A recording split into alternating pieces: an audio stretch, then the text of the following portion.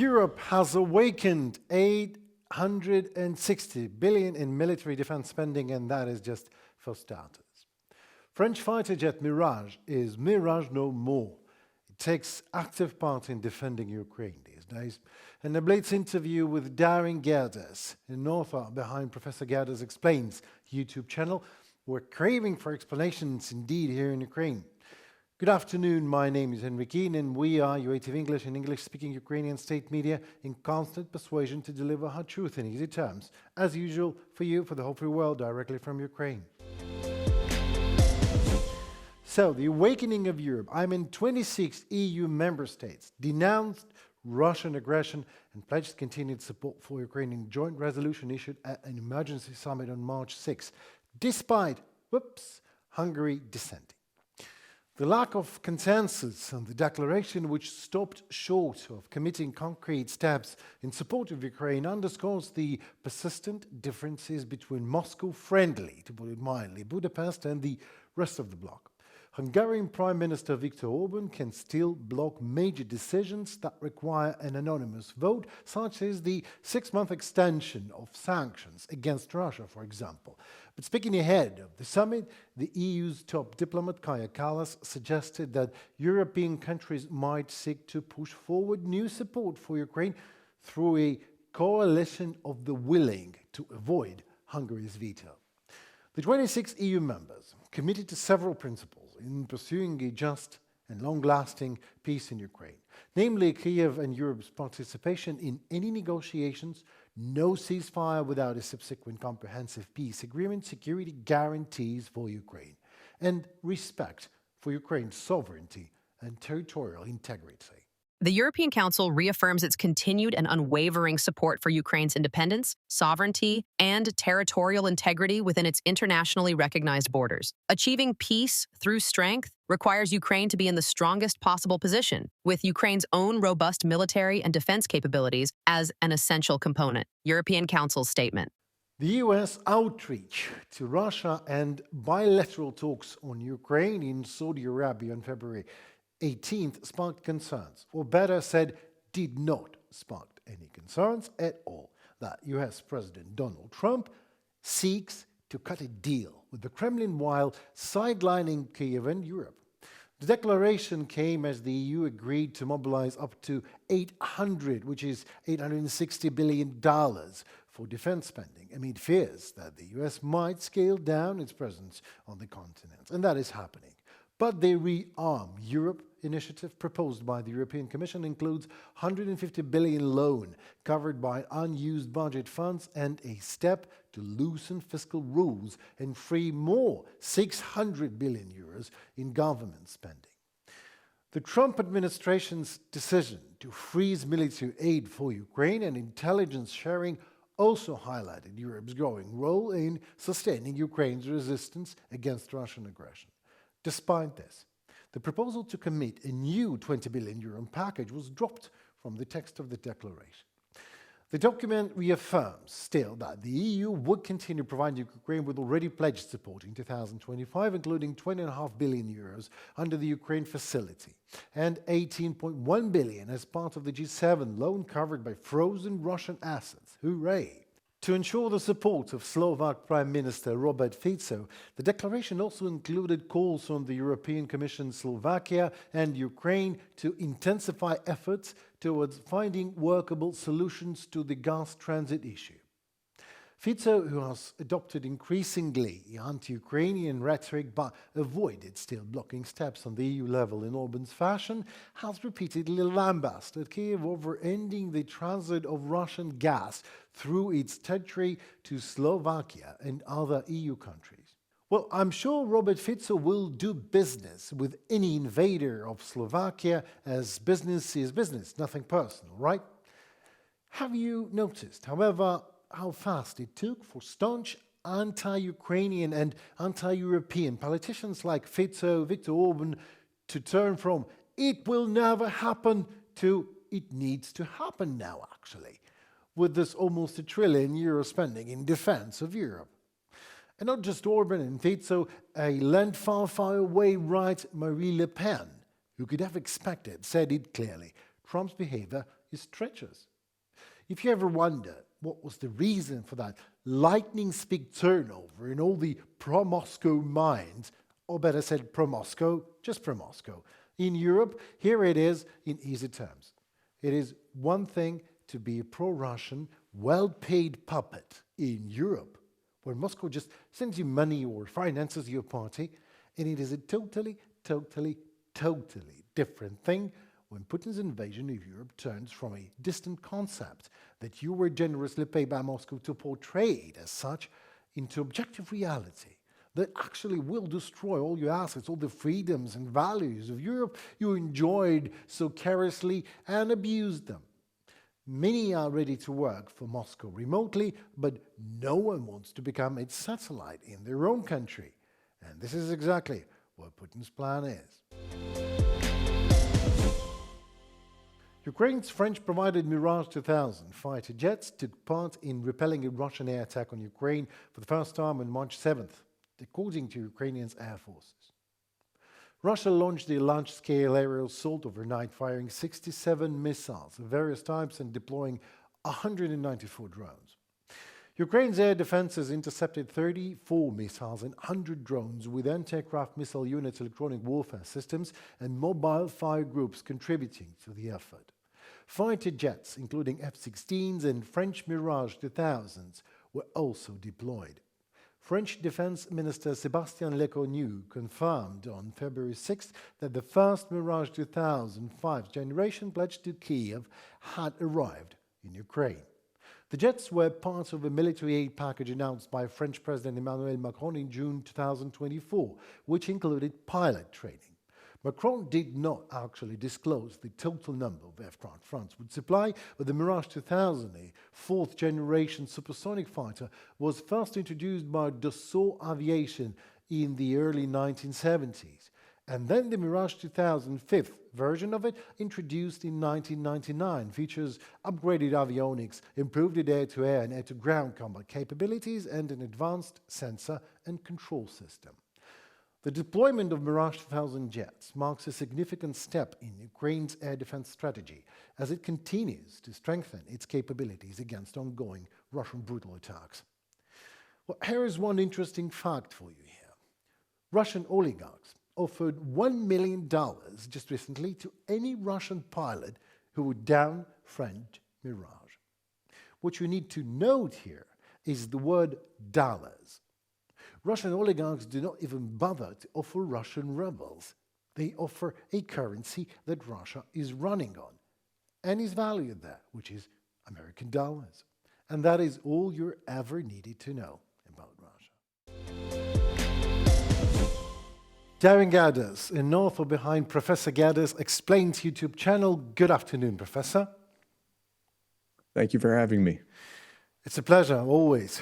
Well, craving explanation. Please explain. It seems to me that America is in a state of deep shock caused by, how do you put it mildly, fast and furious Trump's activity, let's put it that way. Am I right? You're right. So I think the intention is to do things as fast as possible, to break things, to have a shock and awe campaign, but not militarily, but politically. Why? I mean, why? And then, so the end of tenure is not an aim, and it's not. But he's not going there. What's the plan? Is there any plan? Because I tell you what I'm asking. When I was in Munich security conference, I was talking to my colleagues, the New York Post, the Washington Post, the Time Mag, and they all say one thing: it's like an impulse and nothing else. There is no general plan. Is that so? I think there's a direction, but no plan. Right. There's a difference between those two things. The direction is, I'm standing by that I'm a deal. This is Trump standing by that I'm a deal maker. I'm going to make this deal. I don't know that there's any plan to get there. Little bits and pieces have leaked out saying, well, I don't have a plan yet. I mean, from aides in his administration, we don't have a plan yet. But the idea is to bring people to the table, make a deal, and I guess there's that as a motivating North Star, but I don't know that they have anything together about, what the end result may be. Right. People certainly are speculating, but that's about it. So but we the people, it looks like me the people now. How likely is it that America is to protest in a way that may cause Trump's impeachment? I'm just asking. Is that possible even? I think it's highly unlikely for multiple reasons. So part of the problem is that the Republican Party is more MAGA than it is conservative. And when I say that, I mean more populist than conservative. And the populist impulse is to break things, punch the system in the teeth. When you hear people talking about the deep state or something along those lines, that's a MAGA populist kind of line. Conservatives, I'm a Republican, but conservatives like me are like, what are you doing? That's not what we're trying to do. We're trying to conserve the systems, the best parts of the systems. Right. So for that reason, I don't think you'll see it culturally. And then legally, you could impeach if you had an impeachment in the House, but it's controlled slightly by Republicans, so that's not going to happen. And even if it was to go through the House and get an impeachment verdict, it would go to the Senate, and you'd need two-thirds of the Senate to, so there's no chance of that anytime soon. Okay, so as a conservative, as a proper Republican, let's put it that way, you are asking the question, what are you doing? So what are they doing, do you think? Just punching the system in the teeth and that's it? I mean, that's the goal? Yeah, so there's a real impulse toward undoing whatever the Democrats have done within the United States. And some of it, like overspending, I can understand some overspending, but the things that we're doing in order to undo it are things like trying to lop off USAID. I would like to remove some of the programs in USAID, but wholesale lopping off means wholesale destroying our soft power. If you destroy your soft power, you only have hard power left if you need to be able to influence others within the world. So that's a fool's errand in my estimation, but that's not the way that these people see it. There's a real combative streak within the populist MAGA side, just like there is on the progressive side within the Democrats, the very far left. You see those. So old school liberals and old school conservatives who wanted to argue with each other and say, you're wrong for this reason and you're wrong for that reason, but still be able to sit down and have coffee together, we're kind of rare in our society. Sad but true. It's very frustrating. Now, when it spills over to Ukraine, it's even more frustrating for old school conservatives like me who are looking at this going, wait a minute, what would Reagan have done? And this was like almost the exact opposite approach of what Reagan would have done, right? So we're restricting Ukraine right now, both militarily with, no more aid and with intelligence. And we see what just happened with the massive attack, massive bombs, drones and rockets, missiles attack. There's a reason that happened, but we're not restraining Russia on the other side, which is curious. The analogy that I gave some time ago when we first started arming Ukraine was like, there's a victim down in an alleyway below our apartment, and we see three guys surrounding him, and he's about to get seriously injured. And we see, I have a baseball bat. I throw a baseball bat down to him, and now he has a chance to defend himself. Okay, that's early on in the war. But it's now turned where we've gone, okay, you know what? You guys just need to stop it down there. Hey, you guys need to stop it down there. So I go downstairs and I say, give me my baseball bat back. You guys, until you guys stop it, I'm going to take this baseball bat back. Pay me the rent. What are we doing? Pay me the rent. This baseball bat cost me $350 billion. Why not? It's really a backwards approach. If anything else, give him more weapons so he can put it to end rather than just tell him you better stop it. And we're not telling Putin on the other side. And if we are telling Putin on the other side, what are we threatening him with? More sanctions? I mean, is that the thing that that's the only thing that I've heard that we've actually threatened Russia with, and that was only Lindsey Graham and today. Don't get me wrong, Russians are happy with what is going on in the United States at the moment. Oh, they're excited. Sanctions are excited, absolutely delighted to see sanctions almost lifted. They're also, they're floating in the air. But in terms of getting back to things here in Ukraine, Trump is a cloud with the silver lining in it, indeed, as Europe has awakened. And 860 billion euro is being spent for the ReArm Initiative. Well, and it took 3 years to get here. See, that's what was meant exactly. And this is iron hard Trump's way to put things, and this is actually right. Where you've been, I mean, you guys been here for 3 years. What happened? So Right. he only took the ground that the I'm Democrats just left. Yielding grounds was the Democratic thing. Yielding grounds in America, economically, politically, militarily, here in Ukraine, massively yielding ground, and then saying Trump is bad. Yeah, Trump may be bad, but you let it happen. But the next question, last question for tonight. What do we do next about it? Just survive this 3 years? What is the way of smart messaging Trump, if there is any? Okay, so I'm not sure. He can zig and he can zag, and so far he's only zigged. Exactly. If he really is just supporting Russia, he'll just continue to just zig. If he's really just trying to support himself, he'll zig, he'll zag, he'll zig, he'll zag in order to make himself look good in this process. So that's the thing to look forward to, and to see where Trump actually is. In the meantime, he'll take credit for Ukraine, for Europe stepping up and supporting Ukraine. See, I caused them to do that. But come on, Europe, you should have been doing this for the last 3 years in earnest, not just talking about it. So that's what we'll see. How it'll all play out, I don't know. I don't think it ends anytime soon just because Trump says he's going to make a deal. No. I don't see the... Go ahead. No, I mean, I'm not seeing it. From my perspective here in Kiev, with all these air raid alerts blaring in the every day and now and then. So the thing I wanted to hope for cautiously is that we, as a Europe, are getting more united in a way to see goddamn obvious things like wolf standing at the doorstep. And the credit for this, unfortunately, goes to Donald Trump. And you are, and it's right, and it's unfortunate that it took this in order to finally cause it. But that's the reality of where we are. The upside is I have great hope for Ukraine because you have the financial resources to make it through 2025. The Europeans have already dealt with that. The military capability in Ukraine has been ramping up, and I'm not sure that if the Europeans were to go to Trump and say, hey, we'd like to buy these systems for you, and we might or might not supply Ukraine with it, will you sell it to us? I'm pretty sure he's going to make a deal, right? Yeah, absolutely. So Why not? I mean, sure.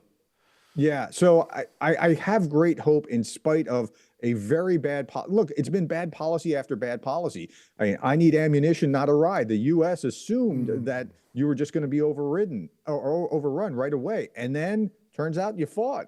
And then we started providing aid, but then we slow walked the aid. And even before we slow walked the aid, we had that 6-month pause in the aid because we couldn't get our act together. And the Europeans could have been providing this all. It's just if it's not one thing, it's another. And the Europeans are getting there, but the Ukrainians are paying for it all along. I mean, as we make every mistake, you're paying for the cost of our mistakes, and it's very sad to see.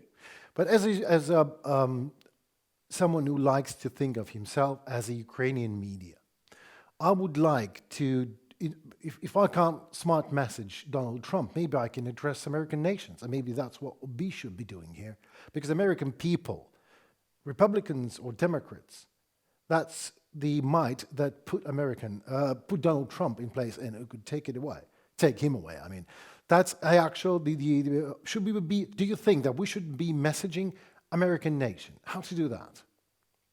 Okay, so the message should be like if I was your communications consultant, and I'm not, but if I was, I'd say every time anything is talked about, anything about Ukraine, it must be prefaced with Russia is the aggressor and Russia is doing this and Russia is killing our people and from every diplomatic source in Europe, everywhere around the world, it should be saying that because what we've done is we put parity between like, well, we have to stop the killing. You know, the Russians, they're losing people. The Ukrainians, they're losing people. Well, no.